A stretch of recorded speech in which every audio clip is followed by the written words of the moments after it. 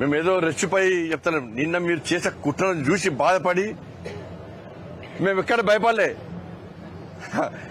కాంగ్రెస్ వాళ్ళు బీఆర్ఎస్ వాళ్ళు ఎంఏ పాటలు చూసి నవ్వుకున్నాం. మేము మా క్యాంపులో అందరం నవ్వుకున్నాం. మేము వీళ్ళు గింత పిచ్చోళ్ళ 40 సంవత్సరాలు గిన్ని సంవత్సరాలు దేశాన్ని పాలించిన కాంగ్రెస్ పార్టీ ఏం ప్లాన్ లేకుండా అవగాహన లేకుండా ఎట్లా వస్తుంది అనుకున్నారు.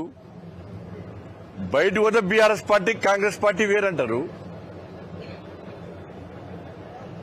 కానీ బీఆర్ఎస్ పార్టీ కార్పొరేటర్కు నేను అభినందన చెప్తున్నాను. నాయకులందరూ ఒకటేరు. నాయకులందరూ ఒకటై బీజేపీని అడుగునే ప్రయత్నం చేశారు.